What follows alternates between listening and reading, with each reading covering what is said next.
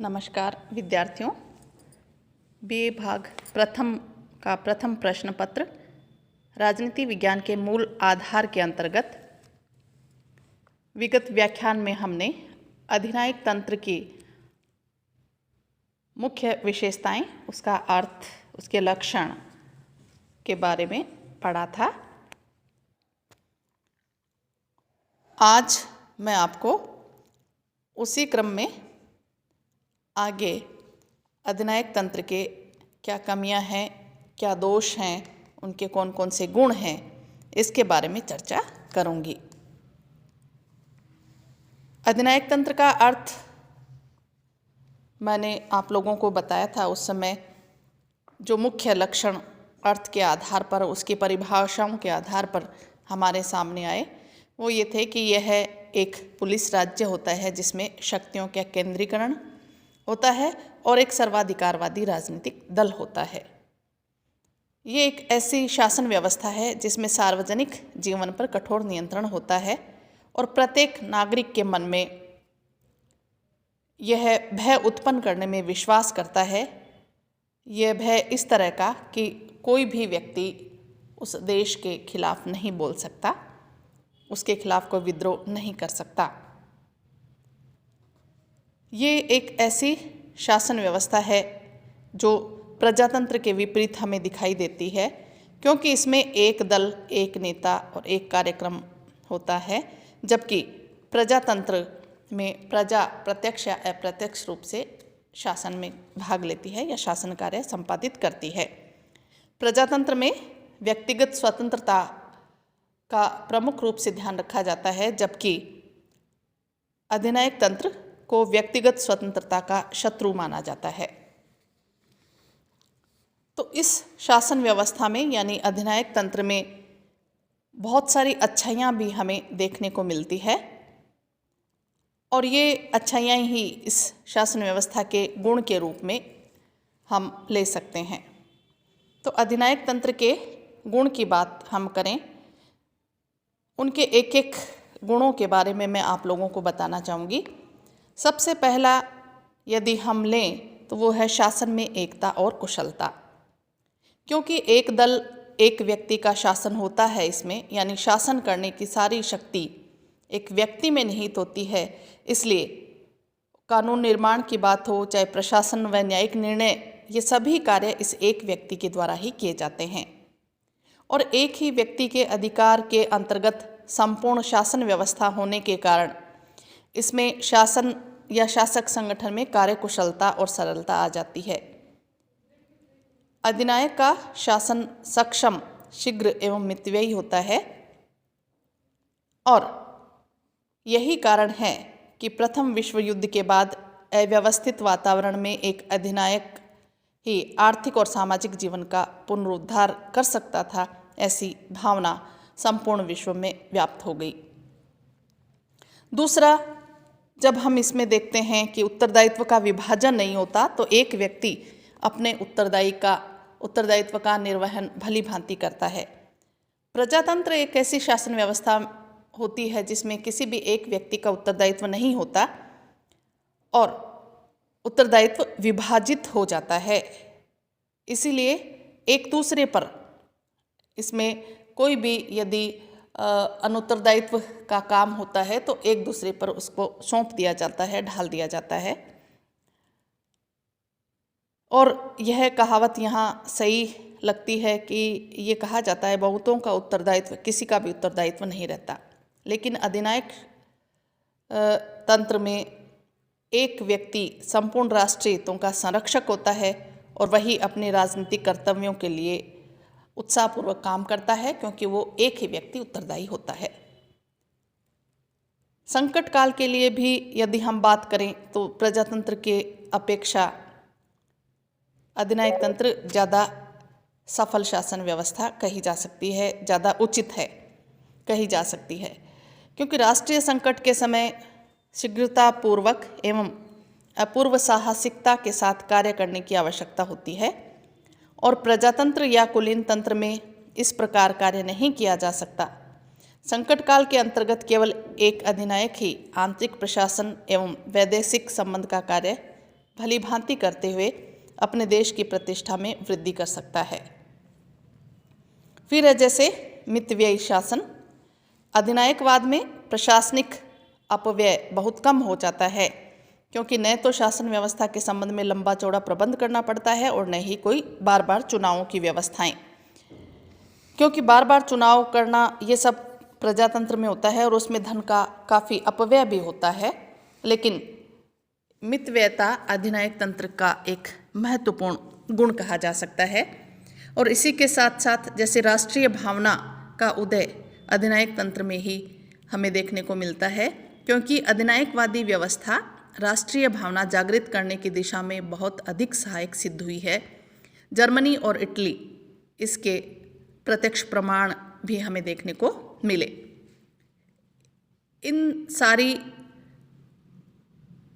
विशेषताओं को हम देखें या अधिनायक तंत्र के गुणों को हम लें, लेकिन फिर भी प्रत्येक शासन व्यवस्था की अपनी कुछ कमियां होती हैं, उसमें कुछ दोष भी होते हैं। अधिनायक तंत्र व्यवस्था के भी अपने कुछ दोष हैं जिनके बारे में मैं अभी आप लोगों को बताऊंगी। जैसे विवेक एवं स्वतः प्रेरणा का इसमें अंत हो जाता है। यह शासन व्यवस्था लोगों को खाने पीने की और दूसरी भौतिक सुविधाएं दे सकता है, किंतु मानव जीवन का लक्ष्य यह नहीं है। एक भौतिक प्राणी होने के साथ साथ मानव एक विवेकशील प्राणी भी है, और मानव जीवन का एक ढर्रे पर चलना, उसे पूर्णतः राज्य के अधीन कर देना, विवेक और स्वतः प्रेरणा का अंत कर देना है, जो मानव जीवन का सबसे बहुमूल्य गुण है। यानी यह एक ऐसी शासन व्यवस्था है जिसमें कोई भी व्यक्ति अपने विवेक के आधार पर स्वतंत्रतापूर्वक कार्य नहीं कर सकता, क्योंकि वो पूरा का पूरा उस पर अधिनायकत्व रहता है और वो उसी के अकॉर्डिंग अपना जीवन भी जीता है। दूसरी बात, ये ऐसा शासन है जो युद्ध को सदैव प्रोत्साहित करता रहता है, क्योंकि कहा भी गया है, अधिनायक तंत्र में ये कहा जाता है कि युद्ध करना चाहिए, उपनिवेश का विस्तार करना चाहिए, नहीं तो राज्य समाप्त हो जाएगा। तो अधिनायकवाद का अस्तित्व उत्साहपूर्ण सफलताओं पर निर्भर करता है और जनता के मस्तिष्क को सदैव अपनी ओर आकर्षित रखने के लिए अधिनायकवाद युद्ध आदि कार्यों का आश्रय लेता है। वर्तमान समय में चीन और पाकिस्तान की विदेश नीति के आधार पर यह बात अधिक स्पष्टतापूर्वक समझी जा सकती है। फ्रेडमैन ने विश्व राजनीति की प्रस्तावना में लिखा भी है कि अब तक का मानव इतिहास इस बात का स्पष्ट परिचायक है कि मानव जाति के मध्य हुए भीषण युद्ध किसी न किसी रूप में अधिनायकवादी राज्यों द्वारा ही आरंभ किए गए। फिर है, इस व्यवस्था में योग्य उत्तराधिकारी का आश्वासन नहीं होता है, क्योंकि ये ऐसी शासन व्यवस्था है जिसके अधीन अच्छे प्रशासन को एक लंबे समय तक जारी नहीं रखा जा सकता, क्योंकि एक योग्य अधिनायक का सुयोग्य उत्तराधिकारी प्राप्त करना अत्यधिक कठिन होता है। साधारणतया तो एक अधिनायक की मृत्यु के बाद में अशांति और अव्यवस्था उत्पन्न हो जाती है। इसी के साथ साथ शासन शक्ति के दुरुपयोग की संभावना भी इसमें हमें बहुत नज़र आती है। अधिनायकवाद के अंतर्गत शासक को बिना किन्हीं प्रतिबंधों के शासन की पूर्ण शक्ति प्राप्त होती है, और यह एक तथ्य है कि निरंकुश शक्ति शासक को पूर्णतः भ्रष्ट कर देती है। ये ऐसा शासन है जो निरंकुश होने के साथ साथ अत्याचार और अनाचार का मार्ग भी इसमें अपना लिया जाता है, और कभी कभी तो ये अत्याचार बहुत अधिक रूप में हमें देखने को मिलता है। तो अधिनायकवाद एक ऐसी शासन व्यवस्था है जिसके अंतर्गत एक ही व्यक्ति के हाथ में संपूर्ण शक्ति होने के कारण शासन में कुशलता तो आ जाती है, लेकिन इस प्रकार की प्रशासनिक कुशलता केवल कुछ समय के लिए ही होती है, और कुछ समय के बाद स्थिति और भी ज़्यादा बदतर हो जाती है। अधिनायकवाद मानव स्वतंत्रता के सिद्धांत और वर्तमान समय के अनुकूल भी नहीं है, इसलिए अधिनायकवाद को हम एक श्रेष्ठ शासन व्यवस्था नहीं कह सकते। तो कई बार ये प्रश्न भी उपस्थित होता है कि क्या अधिनायकवाद लोकतंत्र का विकल्प है, या अधिनायकवाद और लोकतंत्र में कौन सी शासन व्यवस्था सर्वश्रेष्ठ है। तो इसमें तो कोई दो राय नहीं है कि वर्तमान विश्व में अधिकांश देशों में लोकतंत्र की शासन व्यवस्था ही विद्यमान है। लोकतंत्रात्मक शासन में कुछ कमियां जरूर है, लेकिन लोकतंत्र अधिनायक तंत्र से उच्च, निश्चित रूप से सर्वश्रेष्ठ प्रणाली है या उससे उच्च प्रणाली हम कह सकते हैं। हालांकि कुछ कमियां हैं लोकतंत्र की। इसके अंतर्गत निर्णय लेने और निर्णयों के कार्य रूप में परिणत करने में आवश्यक रूप से बहुत अधिक समय भी लग जाता है। राजनीतिक दलों के द्वारा इसे अनैतिक और शक्तिहीन भी बना दिया जाता है, क्योंकि राजनीतिक दल बहुत ज़्यादा हावी हो जाते हैं। कई बार स्थानीय और क्षेत्रीय हित राष्ट्रीय हितों पर भारी भी पड़ते हैं और राष्ट्रीय एकता को कई बार हमें खतरा भी उत्पन्न हुआ नजर आता है। इसके साथ साथ जैसे चुनाव वगैरह आदि बार बार होने के कारण लोकतंत्र में धन का अपव्यय भी होता है। कई जगह भ्रष्टाचार और प्रशासकीय अकुशलता भी नजर आती है। तो लोकतंत्रात्मक शासन व्यवस्था के कई दोष हमें नजर आते हैं, लेकिन इतने दोष होने के बावजूद भी हम ये नहीं कह सकते कि लोकतंत्र के स्थान पर अधिनायकवाद अपना लिया जाना चाहिए, क्योंकि लोकतांत्रिक व्यवस्था में कुछ अनियमितताएं, पक्षपात, स्वार्थ और भ्रष्टाचार को एक शक्तिशाली अधिनायक के द्वारा ही दूर किया जा सकता है। अधिनायक की स्थिति में सुधार कर सकता है, जनता में सरकार के प्रति विश्वास उत्पन्न कर सकता है। ऐसा सोचना सही नहीं लगता, क्योंकि वास्तव में अधिनायकवाद कभी भी स्थिति में स्थायी सुधार नहीं कर सकता, क्योंकि सभी अधिनायकों में ये प्रवृत्ति देखी गई है कि थोड़े समय के बाद वे खुद भी भ्रष्ट हो जाते हैं। तो लोकतंत्र के दोषों को देखकर ये नहीं कहा जा सकता कि इसके स्थान पर हम अधिनायकवाद को अपनाएं, क्योंकि शासन व्यवस्था बुरी नहीं है। लोकतंत्र में यदि हम देखें तो लोकतंत्र एक शासन व्यवस्था बहुत अच्छी शासन व्यवस्था है। इसमें दोष है, लेकिन इस शासन व्यवस्था के दोष नहीं है। ये शासन व्यवस्था में किन लोगों के हाथ में सत्ता है, उनकी कमियां हो सकती है कि वो इन कमियों को दूर करे, लेकिन अधिनायकवाद पर लोकतंत्र की श्रेष्ठता सदैव बनी रहती है।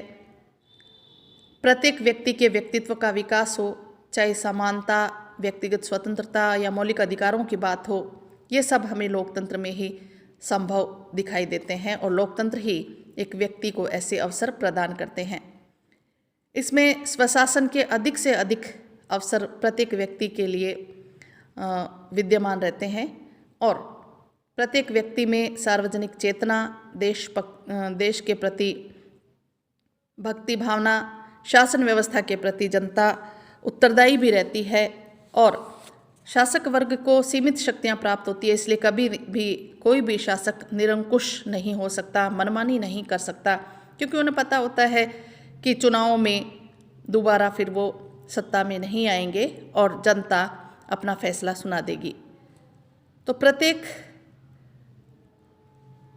क्षेत्र में लोकतंत्र, चाहे राजनीतिक क्षेत्र में हो, चाहे सामाजिक क्षेत्र में हो, जनता के हितों की बात करता है और जनता की स्वतंत्रता, एक खुले माहौल में सांस लेने की यदि जनता की इच्छाएं हैं, वो विवेक पर आधारित, उसे हम यूँ कह सकते हैं कि जनता को ये लगता है कि मैं भी कुछ हूँ, उसका अपना अस्तित्व है, वो अपने निर्णय ले सकती है, उसे सारी स्वतंत्रताएं हैं, व्यक्तित्व विकास के अवसर है, उदार राष्ट्रवाद में ये विश्वास करते हैं।